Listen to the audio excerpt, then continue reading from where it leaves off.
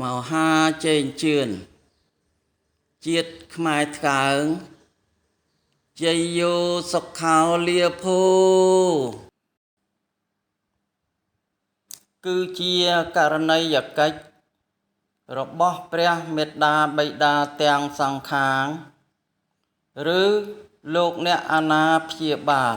ក្នុងថ្ងៃរៀបចំធ្វើពិធីមង្គលការកូន